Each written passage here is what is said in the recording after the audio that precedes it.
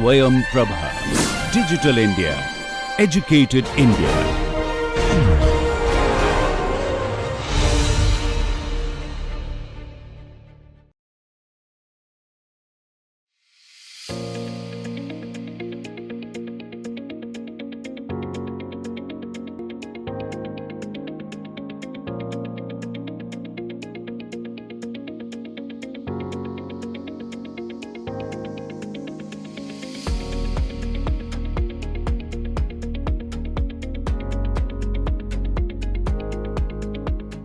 Hello everyone. Today we will be discussing about the common pool resource management. In the last lecture, we looked at different kinds of resources and how they are managed under different property regimes. However, today we will be focusing on one particular type of resource, that is the common pool resources. At the very beginning, it is important to point out the difference between commons and the common pool resources to avoid any confusion. According to Charlotte Hess and Elinor Ostrom, commons are resources that are shared by a group of people and are subject to social dilemmas. Common pool resources, on the other hand, they refer to the systems that generate finer qualities or quantities of resource units so that one person use subtracts from the quantity of the resource unit available to the others. If we look at different common pool resources, whereas are types of goods that are economic in nature and free from property rights. Ostrom, Gardner and Walker have identified or defined common pool resources as the systems that generate finer quantities of resource unit so that one person use subtracts from the quantity of resource unit available to the other. Most political economists in the traditional studies of common pool resources have worked under the assumption that generation of resource unit from a resource follows a pattern, is limited in nature and one particular type in a given period of time. Thus, the users were homogeneous or were considered to be similar in nature, interested only in making profit in a short period of time, and the resource was assumed to be free for everyone to be exploited. They also believed that the resource users did not make any attempt to change the open access nature. In fact, their assumption was that there was no coordination between the various resource users. However, looking at this or looking at the common pool resources in this way was challenged by newer empirical studies because they could not be generalized. Further, it failed in explaining situations where the resource users were able to come into agreement with others regarding the sustainability of the resources. Later in this lecture, we will discuss about such self-governing common pool resources with examples and how it has been possible to sustain them. But before we do so, let us analyze what characteristics determine a common pool resource. According to Ostrom, Gardner and Walker, traditional common pool resources have two qualities. They are highly subtractable and difficult to exclude. This means one person's use of the common pool resource can reduce its availability for the others. For example, if people are trying to use the wood from the forest, then one person use of one log of wood or one tree would reduce that resource to be used by other people. Similarly, if a wood chopper chops all the trees in the forest for their carpentry work, there won't be any wood left for other woodcutters. Also, in a common pool resource, it is difficult to restrict users from accessing the resource without any physical boundaries that have been permitted by the property rights. For example, if there is a lake, then everyone is free in the village to go to the lake and fish the fishes.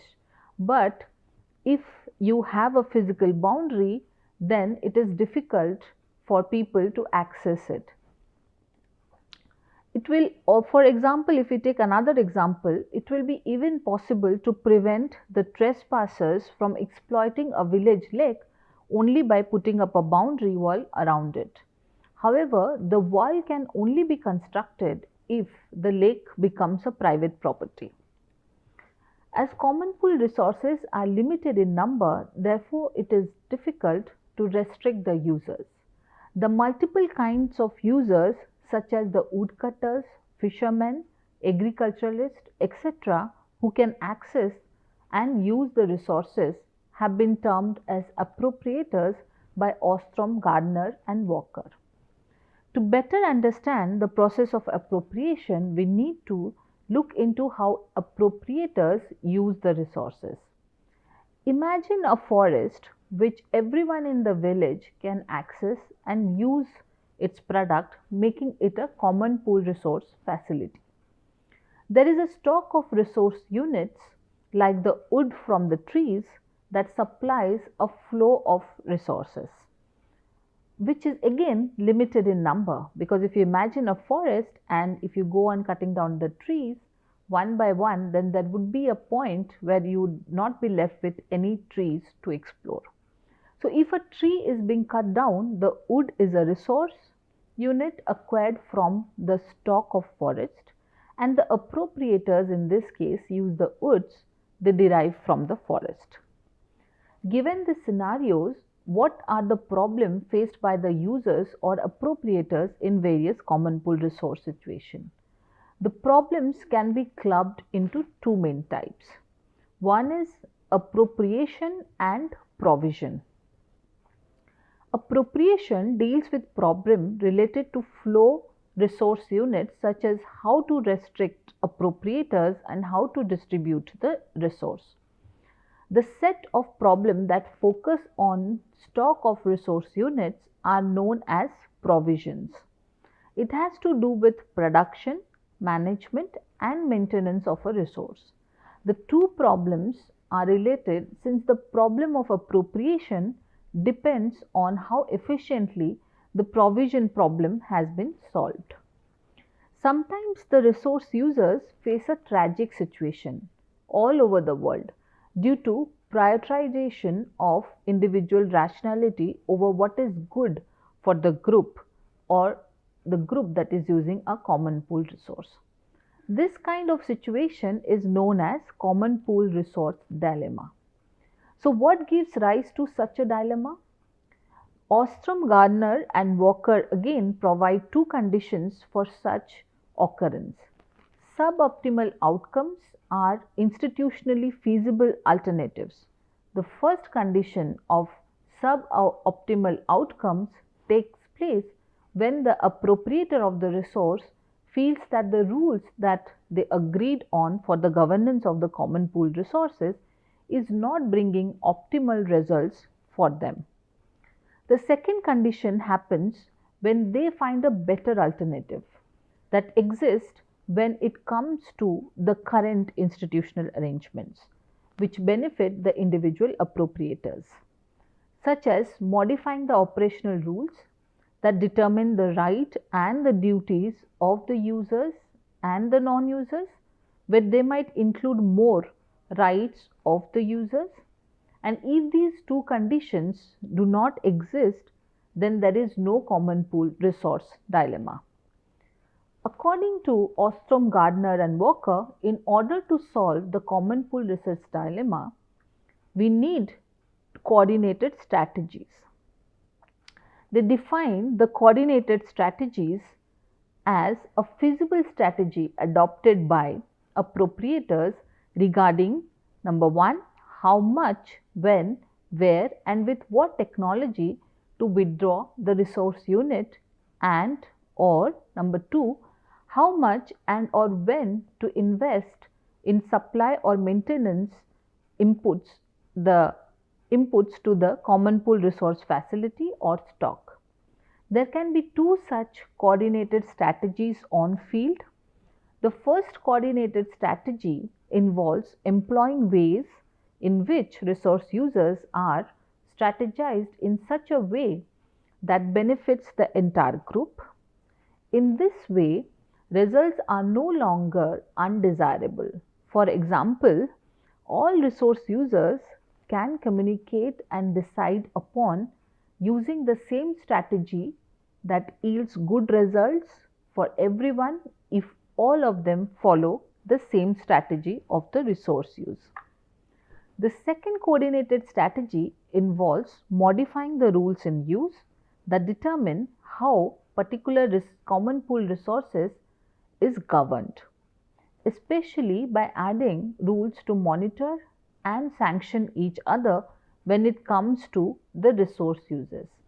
Coming up with punishments for rule breaking or rule breakers or for the resource use monitors the activity of the users and helps in upholding the common agreement among all the users for the resource use. Sometimes both the strategies are used to mitigate the common pool resource dilemmas. Common pool resources are both subtractable and difficult to exclude, which means they have a chance of being overexploited by the multiple users. The proper implementation of rules can ensure sustainability of these resources. However, such rules are not always adhered to. The reason for this can be found in Oslon's work. He argued that even though the sustainability of public goods will be good for everyone, if there are no incentive to protect the resource, the users will keep exploiting it since it comes without a cost. Hence, it is easier to free ride for every individual even though it is bad for the entire group. In order to make sure that such management of resources is efficient, the group has to solve two problems at the collective action level. First, open access to the resources will only result in exploitation of the resource since there is no reason to conserve it.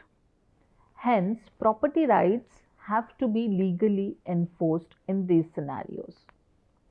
Secondly, the resource users who have been allowed to access the resources must agree to the terms and conditions so that they do not exceed the carrying capacity of the resource. By now, it must be clear to you that the group or the community in charge of the resource has a huge role to play in its sustenance. Arun Agarwal and Clark Gibson have argued that community and its role in resource management has to be examined by concentrating on the multiple interests and actors within communities, on how these actors influence the decision making power. There are three factors that need to be considered in the study of the communities. They are multiple interests and actors, local level processes, and institutional arrangements.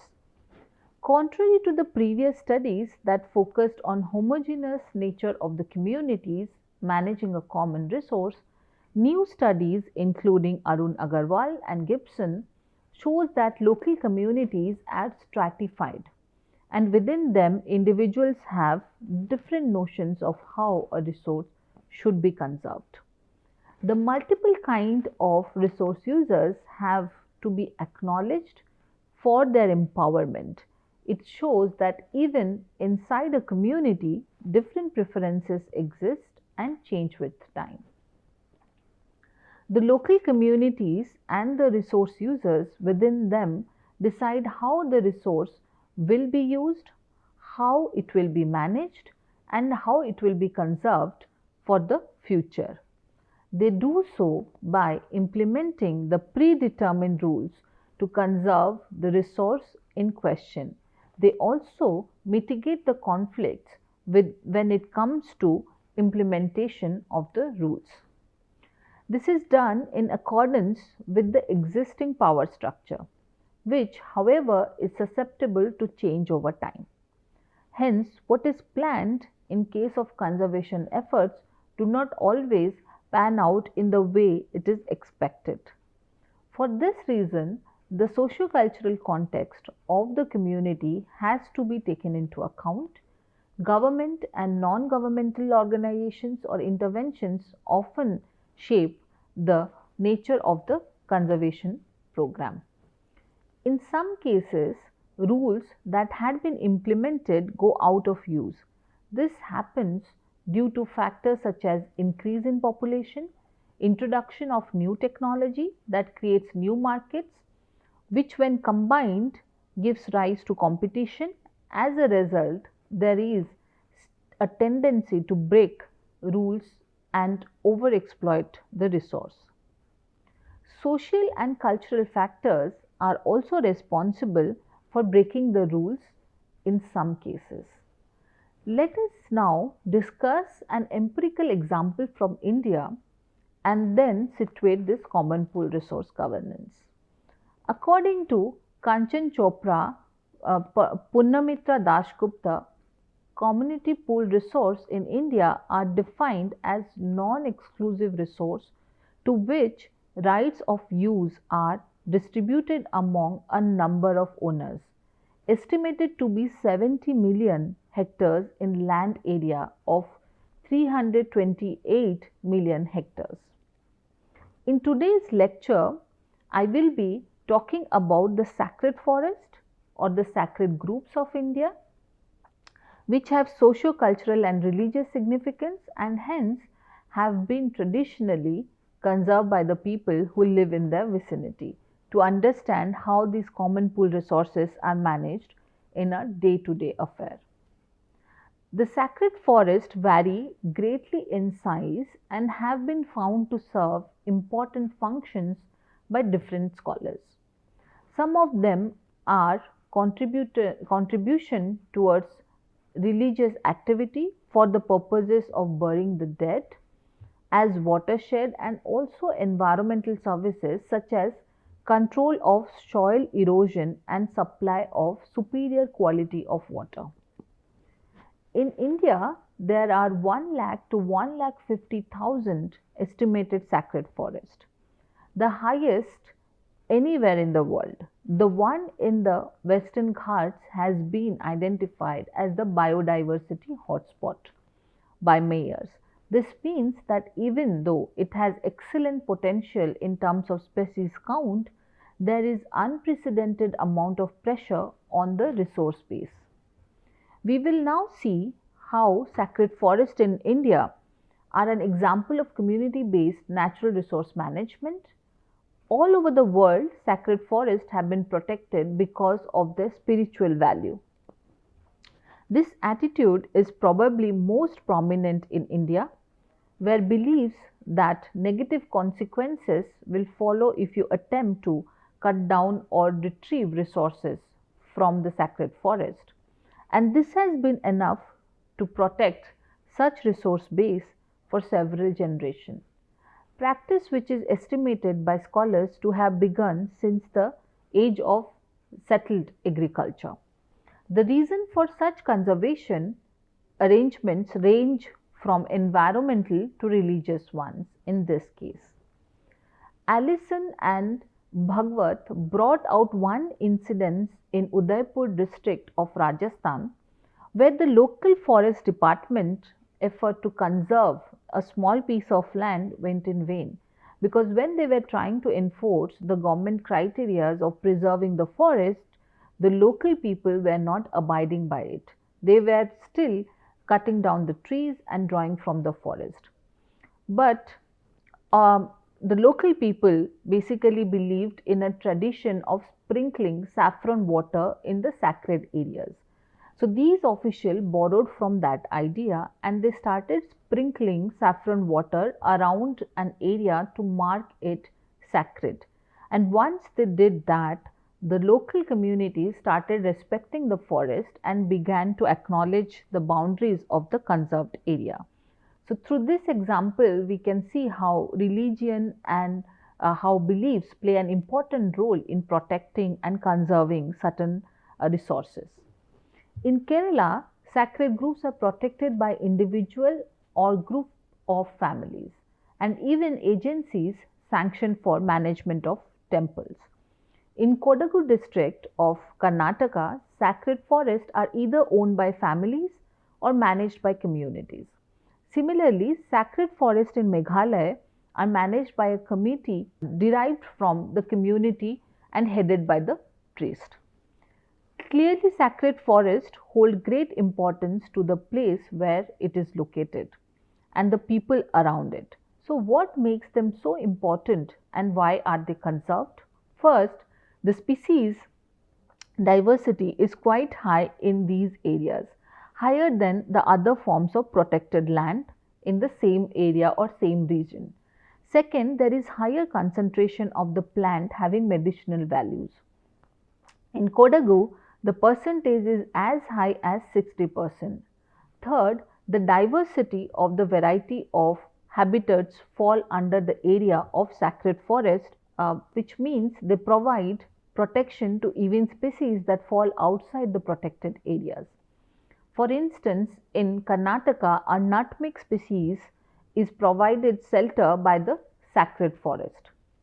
Finally, patches of forest that are jointly or joined by corridors can support greater biodiversity. This can be observed in Kodagu, where there is a network of over 1200 sacred forests. These sacred forests in turn support coffee plantation and coffee planters return the favor by looking after the forest. I will now discuss the threats to the sacred forest or groups of India, which makes it even more essential to protect this resource. Apart from the functions that I have discussed or talked about, over the years, sacred forests in India have been reducing in size and losing their protection. One of the primary reasons for this being happening is the interference of government and the formulation of new policies.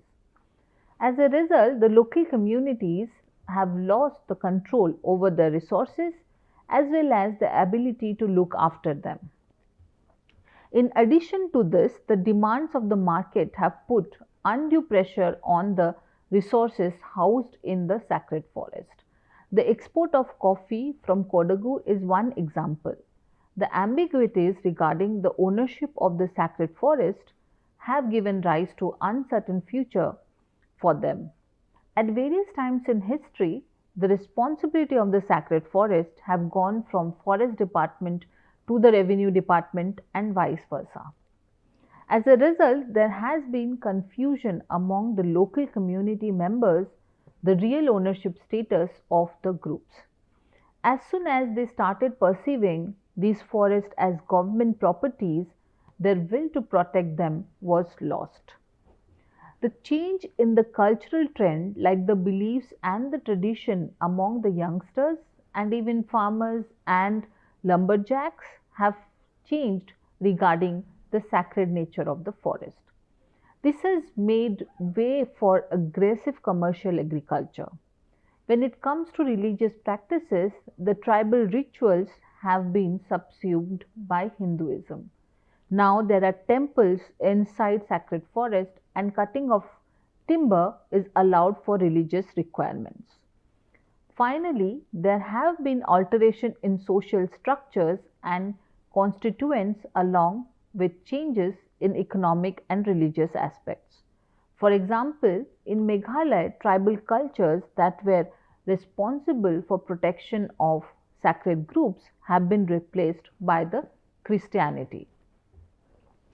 Increasing urbanization and encroachment into the forest land for the purpose of extending the boundaries of the cities has led to the loss of religious and cultural ideas in Kodagu, leading to the destruction of the sacred forest.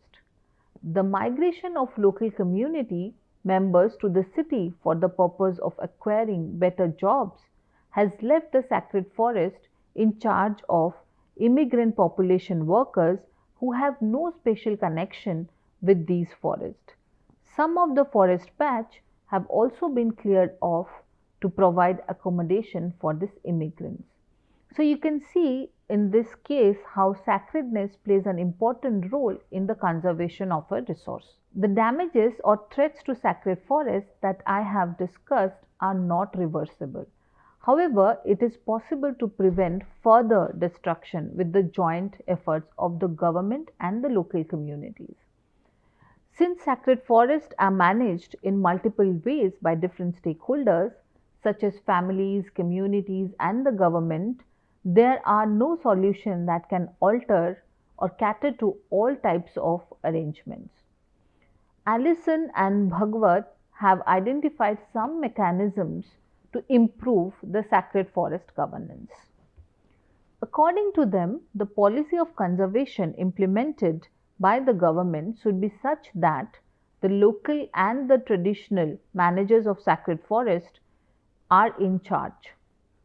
If a generalized protection arrangement is planned for the entire country, chances are that the spiritual values and in turn the conservation effort will suffer.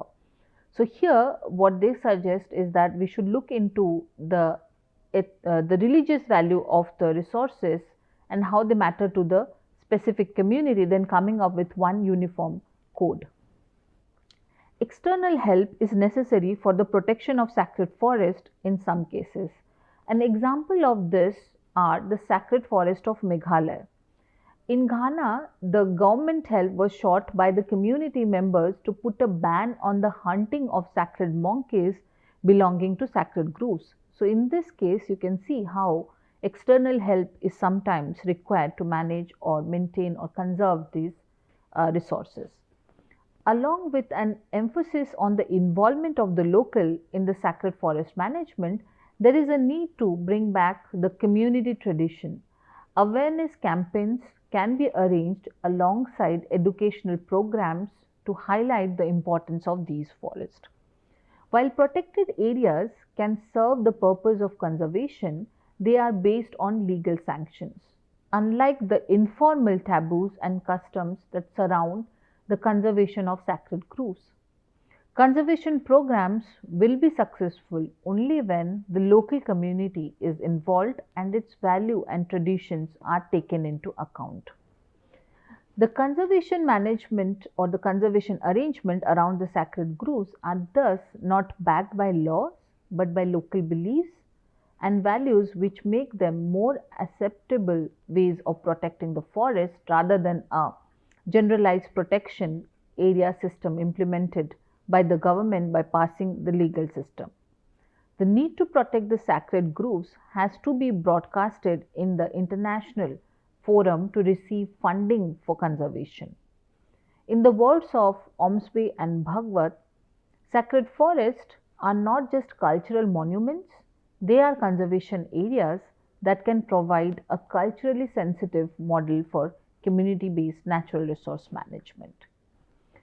To sum up the discussion so far, I have told you what common pool resources are, the theories that shed light on how they are managed, the role and the aspect of communities in charge of the management process, the conditions under which people agree to conserve or manage the common pool resource, why local governance fails in certain situations, and finally, how the management of sacred forest in India are an effective model of community-based natural resource management. So in the next lecture, I will be talking about the tragedy of the commons. Thank you for listening and have a great day ahead.